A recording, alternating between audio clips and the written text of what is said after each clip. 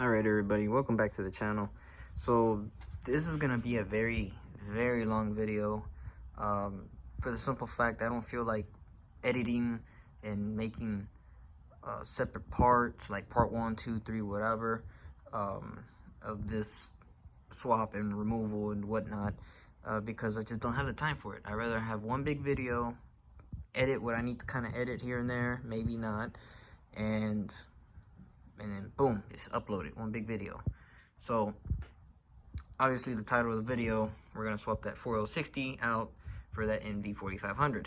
As you can see, I kind of have it apart because, well, I just got done putting an input shaft, brand new input shaft, bearing, race, seal, and as you can see, I kind of already had the top portion removed. The only reason it's all there apart is because I'm double checking, just you know, for my sake.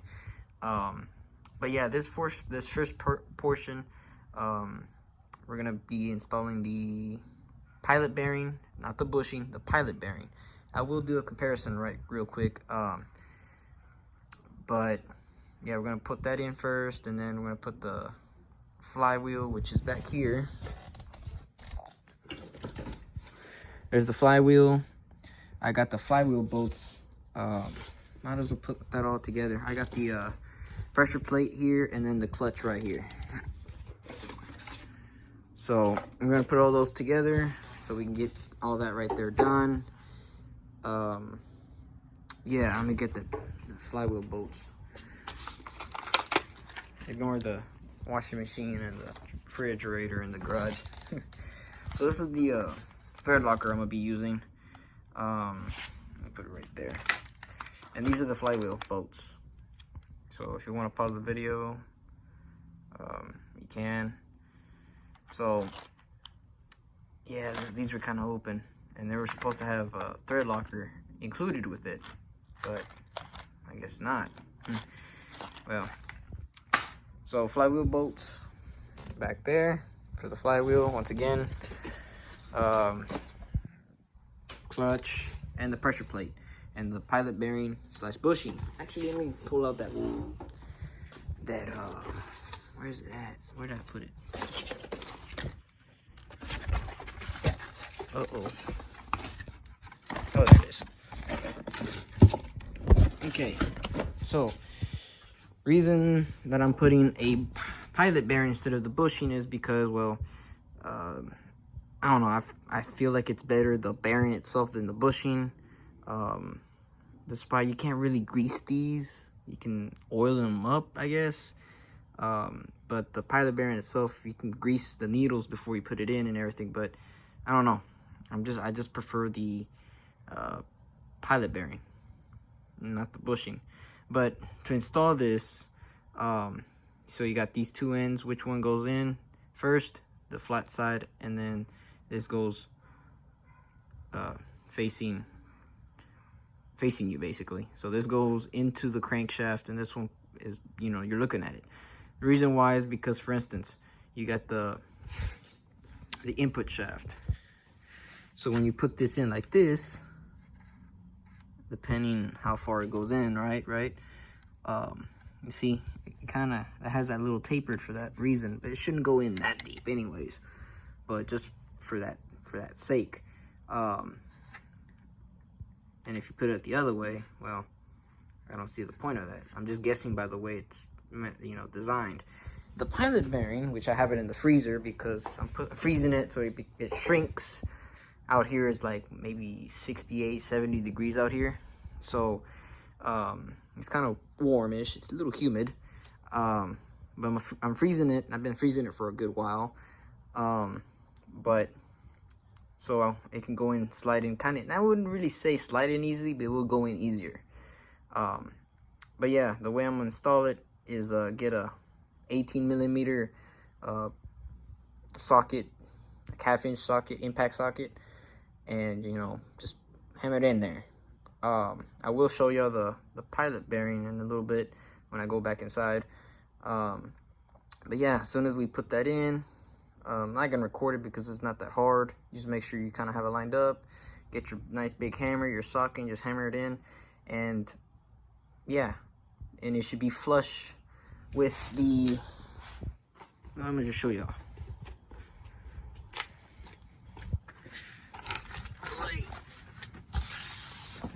All right, so as you can see, here's the where it's gonna go. Now I don't know if you see that or not. I'm kind of zoom in, focus. See that little, oh, you see that little ridge right there? Well, it's only gonna go so far. So that bushing slash bearing needs to be kind of flush right there. So not that bad, right? Simple stuff. So this is the perfect time. If you got a leaky rear main seal, might as well take care of that. This one isn't leaking. This oil that's right here, it looks like it's on the seal part, but it's not. This is a WD-40. I kind of cleaned it out because I had weird, like, old never-sees somehow went in there. I don't know how, but yeah, shouldn't be that hard. There's the old input shaft. As you can see, the reason why I changed it was not in a great condition. Oh man. So let me go ahead and grab all that stuff, get it ready, and then I'll shoot a video underneath. All right, so I'm down here. There's the part number. I hope it's the right size. Didn't really kind of check it. So this opening like this goes in first, and then that goes out. Why? Because if you need to pull this, the needle bearings are going to get destroyed, which obviously, and they're going to grab on this big lip. If you install it the other way, well, what's going to grab? See what I'm saying? So you put this in, and plus it has that little tapered in, so just like the bushing. So we're going to put it in. See how kind of freezing it on itself. We're going to put it in, hammer it in, and yeah. So let me get down to it, and I'll show y'all in a sec. All right, so that worked pretty good. Yeah, oh, there you go. As you can see, nice and flush. So as you can see back there, and like I said, when you pull these out, obviously you're gonna need a new bearing, right? Now if you didn't need a new bearing, well, you're gonna have to get one anyways, because most tools, they're gonna mess up them bearings, and then like I said, it's gonna grab this lip right here, because as you can see, it has that lip. Like I said, if you install it the other way, well, how's it gonna grab? You're gonna have a bad time. But another way to, you know, take these out, both bushing and bearing, is with bread and whatever you can to, you know, shove it in there, and it'll come out regardless. But for me, just for this sake, we're gonna do it like this. Now here's the old input shaft. We're gonna pretend it's going in, and yeah, oh, there we go. So it only goes in so much, right? So depending on how this transmission is gonna go and all that, and I mean, you can probably, well, not on this one, but you can tell at what part it stops. So, but yeah. All right. So I'm kind of crisscross applesauce under here, but yeah, this is not that heavy than I really thought. Too bad, like I said, I can't record. I just don't know what position to, you know, record this in, and plus where to put the camera. But anyways, so I only put 2 on. I didn't put any Loctite or anything yet, just to so y'all can see that little tab I was talking about, the alignment pin, I'm gonna call it now. But yeah, so we've got 4 more to go, but I'm gonna put some thread locker on those, and then once we put those in, we'll take these 2 out, put some thread locker in, and we're gonna kind of crisscross applesauce here, or cross pattern. The torque spec, according to the manual, is 75 foot-pounds. Whether if it's true or not, that's what I'm gonna go with.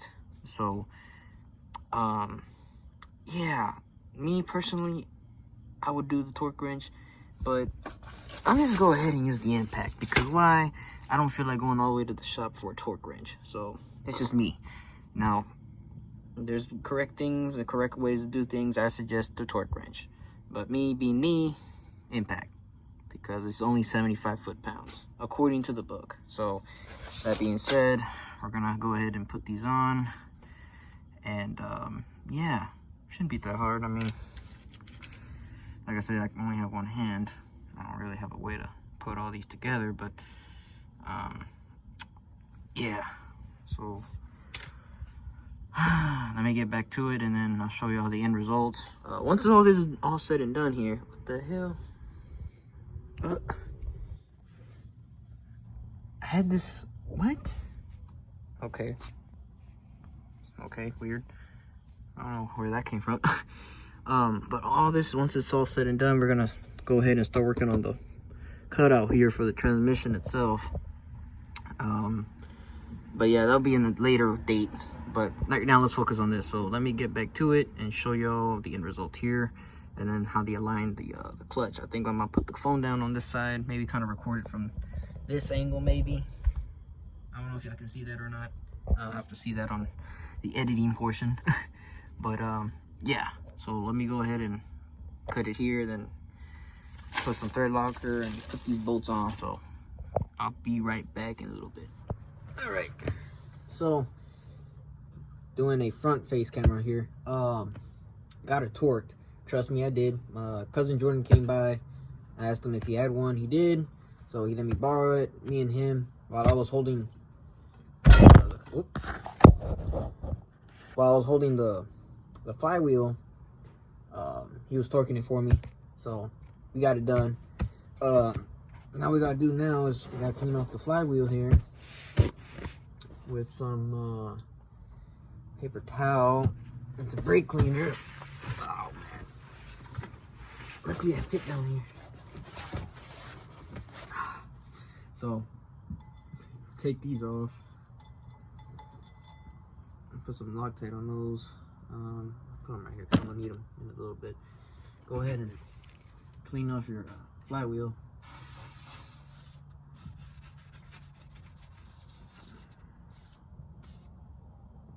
Let's see. One more pass. One more pass.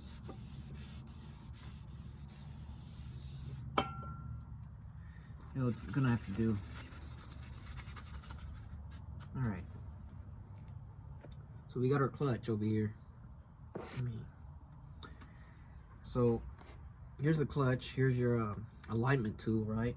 So all you're gonna do is line it up to the little pilot bearing here, and all you're gonna do is just make sure on the flywheel here. I don't know if y'all be able to see that. I don't think y'all will. Yeah, I don't think y'all will. So, oh, maybe right there it says flywheel side. So, you want that pointing. You want this cone-looking thing here pointing. What the hell happened here? Okay, weird. You want the cone pointing directly to the flywheel here. So all you're gonna do is just can't see. All right. So it's gonna be in like that, right? There you go. So it's on. The only issue is I gotta get the pressure plate. I forgot. You gotta get the pressure plate, and then you put it on there while holding this, and then bolt up your little bolts. And then once it's all bolted down and tight, then you can let go of this, and it stays in there. So let me go get the pressure plate. I'll be back with it, but this is how you know the alignment tool works. So let's take it out real quick. I'll put it on the side over here. So I'll be right back, but you get the point. All right, now we're back. So got the pressure plate here. We're gonna do the same thing. We're gonna get our towel. We're gonna get some brake fluid on it. I mean brake fluid, brake cleaner. We're gonna wipe this off.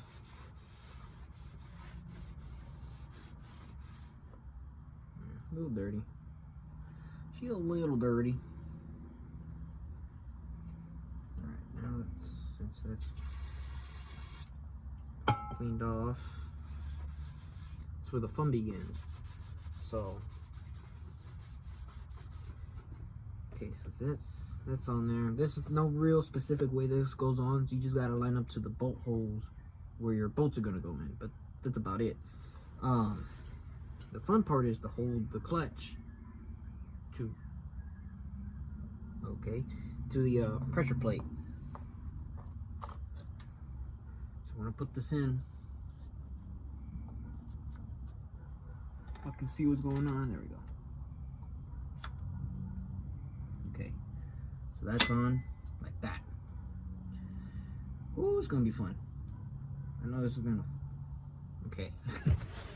So I kind of have mine lined up where I want it to be. The fun part is I'm gonna put one bolt at a time, and then only 2 bolts, top and bottom, and then do like the flywheel here. Then put the rest of them with Loctite, put them on, and then take the last 2 and put Loctite. You don't put Loctite, but me, I'll take them all either way, and I'm gonna take them off. The impact is gonna take them off anyways. So let's see. It's gonna go like this. Man, this is gonna be fun. This is gonna be fun.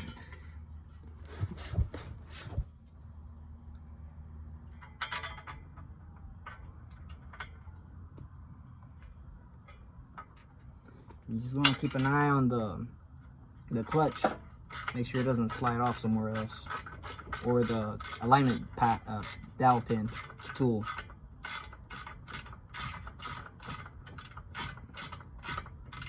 Okay. So 3 are in. It's 6 total bolts. So we do the other 3 and then the last 3. So see what I'm saying? So they're on there. Not all the way though. Like I said, as long as the tool is still in there and the clutch on there, we should be all right. We should be all right. All right, Loctite. All right, we got our torque wrench. Got her torqued. All we gotta do is just pull this out, and she is aligned. So that's all it is. That's how you do it. My cousin Jordan came by again. Needed to use the extension cord to heat up, to put on some stickers, and luckily I got this back to use. Oops. So yeah, that's how you do it. I guess the next portion of the video is, I guess, putting all the other stuff in. We'll see what happens, but yeah, it's all said and done. 35 foot-pounds or 30, whatever you want to choose. I'd put 35. So we good. All right, it's a new day. So what we're gonna do now is we're gonna make the cutout for the shifter.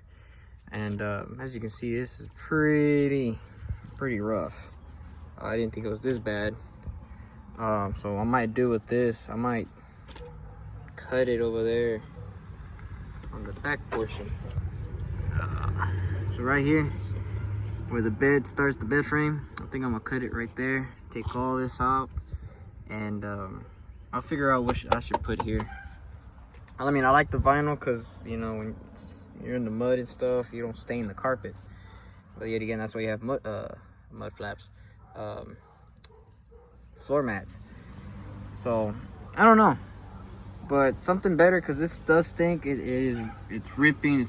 I mean, it's old. Plus, it'd be better if I can put all new insulation on the bottom. But yeah, it's kind of rough in here. But anyways, so there's our hole. Every factory, I mean, from factory, everything is all the same. It's just depending on what the option was. So in this case here, all right, got her cut out. Not the best around the corners, but it will work with the setup we got. So, oh man, here's our plate, here's our marker and all that, and there's our Harbor Freight stuff that we use at the house because it's cheap and it works. All right, here's your hole.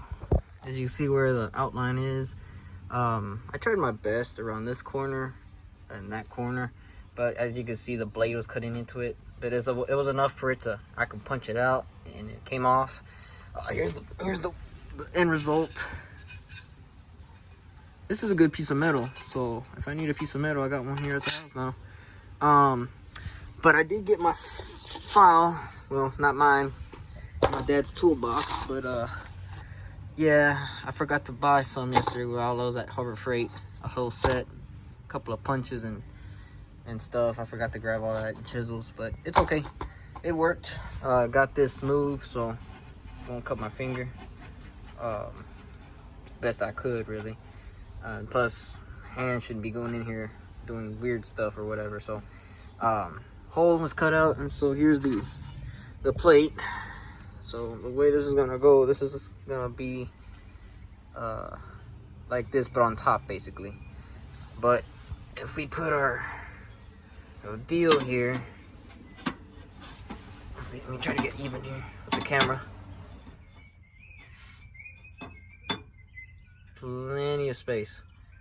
We have plenty of space to grab onto, so it's good. And like I said, this is just for the shifter tower, so we should be good. All right, so that's how you make your hole. This is the only thing that was keeping me from putting the transmission in. Since I got the hole now, put our transmission together. Well, not completely together, but put it underneath and ready to rock and roll. So that's gonna be fun. So let me go ahead and clean up and then get on the next part. All right, guys. Hopefully y'all can hear me. So this is what we got. We got the transmission in. We got a couple of things. Oh, the birds just got quiet. Cool. Thank God. Anyways, transmission in. Only issue at this point is the drive shaft. The drive shaft, it was too short. I don't know for what reason, despite this is kind of pushed back actually. Because the original bolt holes where this transmission mount goes is right there, you see? And we had to put back one hole basically here, you see? That's where it used to go originally. So it's pushed back over here, you know. Obviously it's kind of curved, and remember it's two-wheel drive, so it's this part here is curved, so it go back probably like the third one, I think. The third one. The transmission mount also had to kind of little modify it, had to drill a little bit more this way and weld to reinforce this washer and all that, but it does fit. That's the only modifications I had to do to this part, other than the drive shaft. The drive shaft, I took it to my local machine shop. Luckily they were able to, he said, yes, I'll be able to do it for you. Not a bad deal, 200 bucks. They're gonna lengthen it. So the way he told me, I just need you to measure this, since it was a two-piece deal. Measure it from the center of the U-joint here, and measure it to where the carrier bearing goes here. So you know how you see how there's these bolts right here? That's where it used to be on the original 4L60. So I measured it from here, from the center of that, basically, the center of that bolt hole there, to the center of the U-joint, which were 31.5 inches. And the factory drive shaft measured it was like, man, I can't remember, 27, I think. So it was roughly like 5.5. I think if you do the numbers, I think it's 5.5. I mean the 27, if I said that right. But in other case, it still need to be lengthened, extended. So they're gonna do that for me. So while that's all said and done, what we're gonna do is do the wiring. So here's the factory 4L60 or even 4L80, depending on what transmission you had before. On an automatic transmission, this is for two-wheel drive. Four-wheel drive, you gotta do extra stuff. There's a channel that did a swap. There's a young girl, what's the name of the channel? Pure Joy Farms, I think. They did a swap for NV4500, but it was on a four-wheel drive, so it's a little bit more complicated on the wiring portion, but you got to read your schematics to understand it. Now on this one, since it's two-wheel drive, it's not much BS. So we have the factory wiring harness. This is the connector that controls your solenoids and all that. This is your O2 sensor. On this two-wheel drive, the speedometer sensor just clicks right in. It's just exact same. So we'll find that out once we get everything all good. Make sure the speedometer reads, but it just clipped right in there. So we don't have to worry about the speedometer. What we do need to figure out is the neutral safety switch for this setup here, and the reverse light, because the reverse light connector and switch is up there. So according to people and the wiring diagram, we already found my neutral safety switch. You see that yellow and purple wire? Let's see, can I focus? Yeah, those are the wires I need at the clutch over there, up there somewhere. All right, So we're gonna do, make sure these are it. We're gonna cut them, and then we're gonna figure out where they go all the way back into the wire loom, and then somehow manage to put them inside the cab to our neutral safety switch. Since it's already color coded, you know, yellow and purple, all we just gotta hook up is the yellow and the purple. Now the reverse light, I don't know if it's in this connector, the gray one, or this one. Whatever the case, I will show y'all, and I will show y'all the schematic, the schematic for it, so y'all can see what I'm talking about. And like I said, this speed sensor just clicked right in, so hopefully it works. If not, I will do an update for that one. But yeah, that's the only dilemma. Once I get out of here, I'll also show y'all what I had planned for the shifter. So yeah, let me get out of here and I'll show you in a second. All right, so we're here now on the schematic stuff. So remember how I said the reverse light, there's a speed sensor, there's a park neutral safety switch. So ignore the majority of all this. I will explain in a sec for this. But here's the schematic according to a Chilton, or what is the other one? What is this one? The Haynes manual. Now you can look at the factory one, which I do have, but it's the same. So I'm just use this one. It's convenient inside the garage. So here's how the system works. The ignition switch, okay? So there's a yellow wire to a fuse box, fuse number 8, 10 amp. It's a yellow wire. Then you have another one, which is from the starter relay, but it's the purple wire. But we'll get there in a sec. So the power is coming from this ignition switch, obviously, to the fuse at number 8 in the fuse box, 10 amp. It's a yellow wire. Manual or automatic, yellow and yellow. The clutch pedal position switch, in other words, the pedal, if you go all the way down and hit the switch, that switch has 2 wires, a yellow wire and a purple wire. So for this case, we hook that yellow wire up from the automatic, which if you're looking at this, for the automatic like this truck, it goes into that range switch or the park and neutral safety switch, which is on the side of the transmission. That's on the connector like I showed you previously. So instead of here, we're gonna cut it here, and we're gonna go in, like I said, we're gonna trace it back, separate it, and then we go inside the cab and put it in there. Now from there, we also cut that. Remember, we're looking at the automatic transmission first. Remember that purple wire? That purple wire goes to that starter's relay. So it tells, hey, you know what? It's all good. Start the car, start your truck, whatever. It's a safety feature. Is all it is. You can bypass it, but I'm gonna do it right because we like doing things right. If I were to me, I just put them together, but like, yeah, you know, bypass the whole thing, call it good. There's correct way of doing things, and there's the jerry rig version of doing stuff. You know, we're not doing that. So we're gonna cut the yellow and purple wire from the automatic, from the connector switch or whatever. We're gonna trace them back, and we're gonna add it inside the cab to the clutch position sensor. Now, if this switch were to go bad, which I don't know if they sell any aftermarket ones, I imagine they do. If not, we can always just quote unquote splice them together and bypass the whole system. But like I said, we're doing it correct. I'd rather do it correct. Now, since we have that figured out, let's go to over here. So you see all this, don't get confused.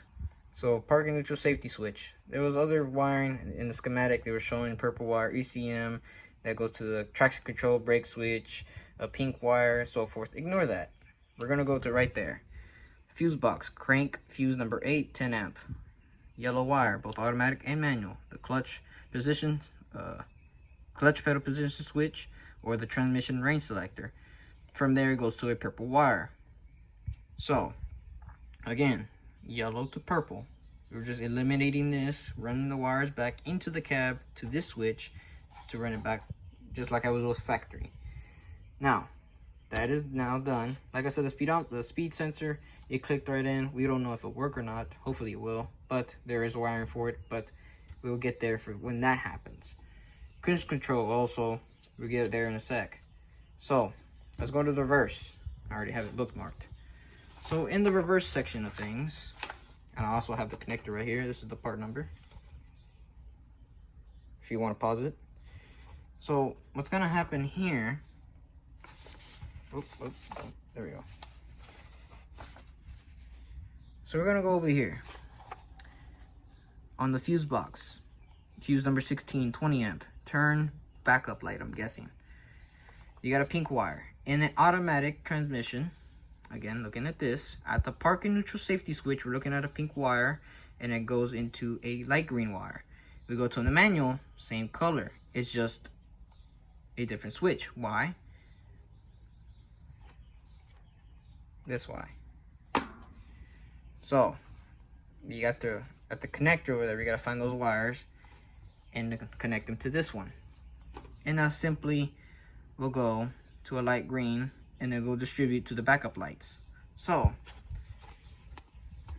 on the truck, we're gonna find the wires, pink and light green, at that park and neutral safety switch. We're gonna cut them and we're gonna splice them to this one. So this is where this comes in. Reverse light, fuse box, fuse number 16, 20 amp, pink wire, both manual or automatic, same color, goes to light green. Here's the clip. So I'm gonna take this out. And as you can see, there's like blue, green, pink, light green, black and blue, red, whatever. So here's a switch. Red and black. Now, thanks to several videos I've seen and pausing them at the correct time, the way this goes and the way they splice it into, I came up to the idea that the red is the light green and the black is the pink.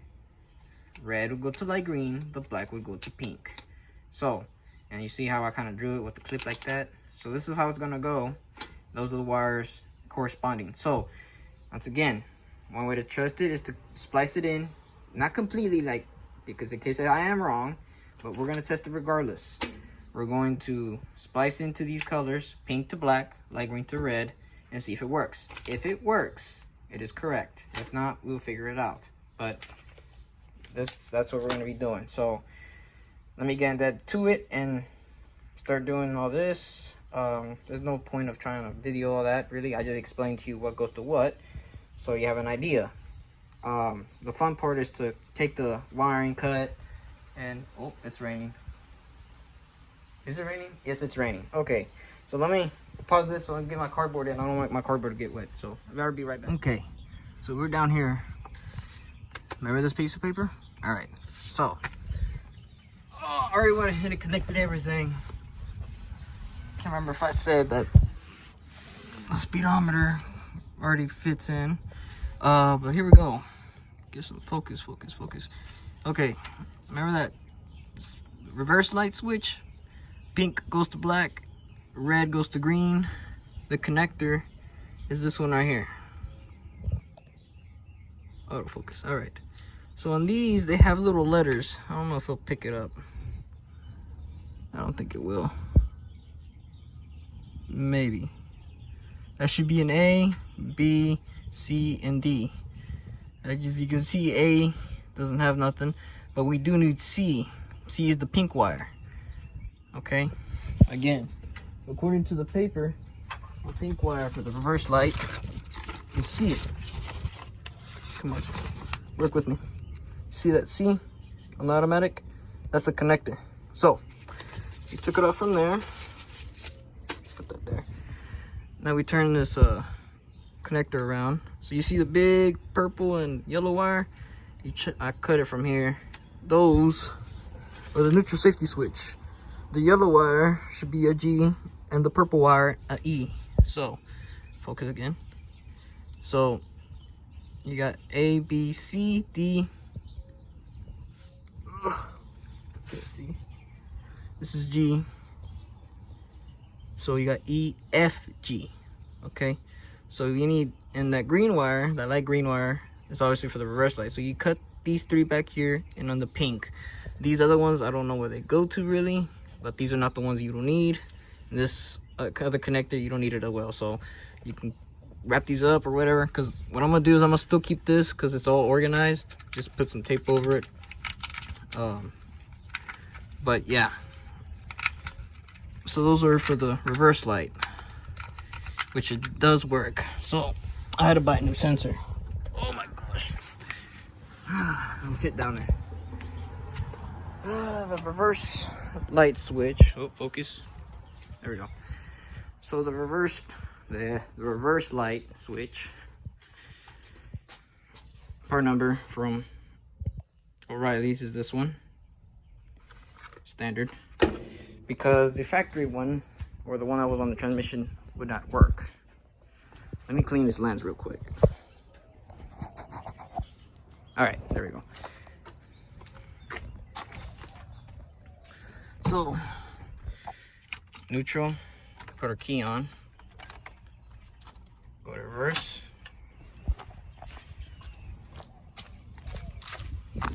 We have lights.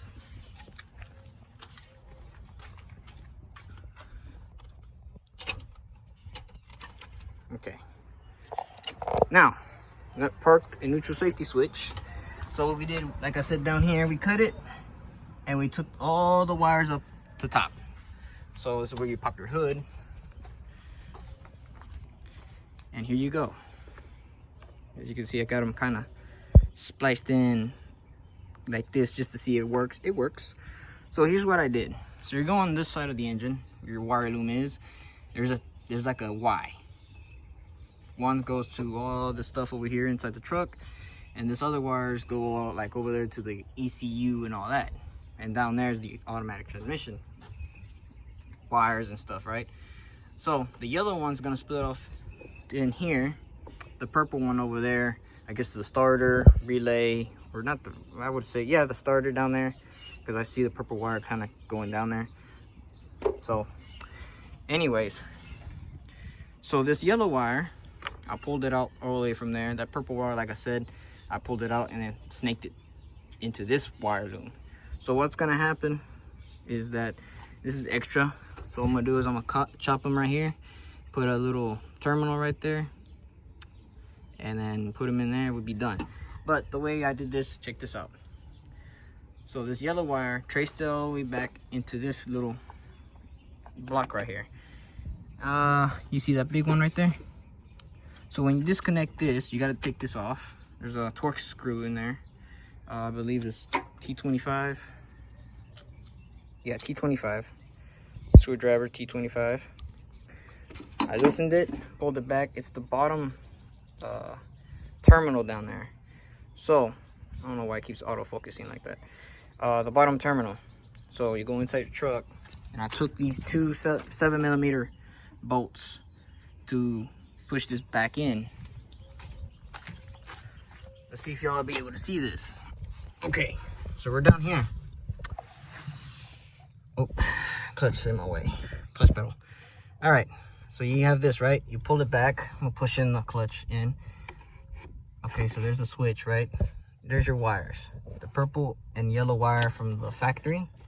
So what I did, man, too bad you can't really see it, but that yellow wire that came through this block, as you can see, there's my splice. Oh, can I make it? No, maybe not. No. Okay, so that yellow wire from the outside goes into here on the very bottom. And what I did is I cut it. And then what I did is the purple wire that's from the switch goes to that yellow wire right there. The yellow wire that comes from the fuse box connects to the yellow. So basically the yellow goes to here, then the purple goes to this yellow wire. That way I can use the factory style terminal here and all that connection, and just put a little connector deal like this out there, and we'd be done. And it does work. So I have the clutch in right now, pushed in. Key is on. Watch. You heard that? Let go of the clutch pedal. Try it again. Nothing happens. So it works, just like factory. All right. So let's try to wrap all this up together here. Got the clutch master cylinder in.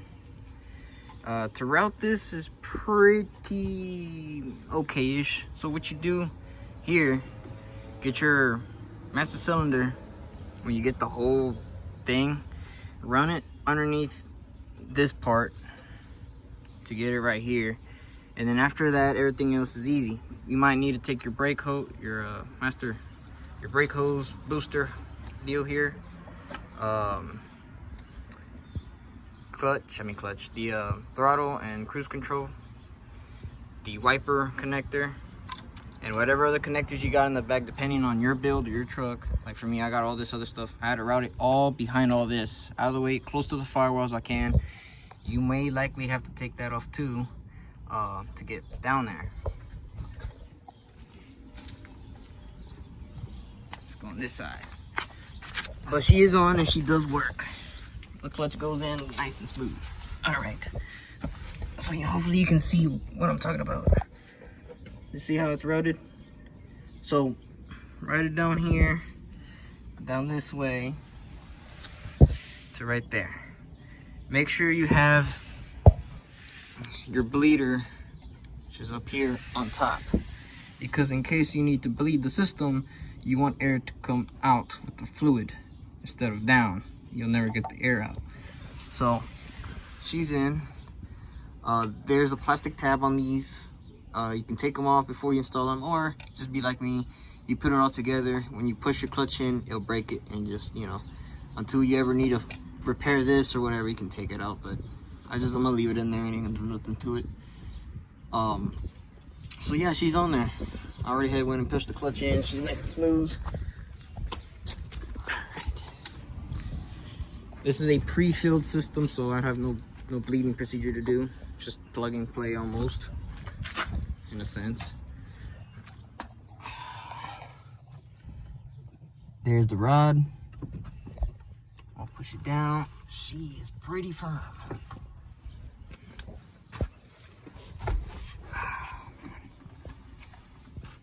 Yep. Ready to go pay. We'll go ready to haul some trailer houses. No. Nope, she's there. So that's what you gotta do. Older models have threaded lines. Newer models might have something different. It all depends on your application. But the story goes, I ran it through here and then everything else close to as much of the firewall as you can. It's not that hard. So let me put back the exhaust white pipe, connect most of the stuff again back together, and start her up, see what she does. So let's do that. All right, I want to wrap this video up so I can publish it and everything on YouTube for y'all guys. But got the Driveshaft in. I painted it because it wasn't painted. Bolts right up the way I measured it. So the way you would measure it for yourself, just double check, is the center of that U-joint right there to the center of that carrier bearing, or how I did it was the center where like the bolts is. You see those two bolts like right in the middle, smack dab in the middle of it. So she's in. Drove it for a good while now. I just got home. Me and Dad, we went and drove about 30 miles, I think. Maybe less than that, I don't know. She runs pretty good.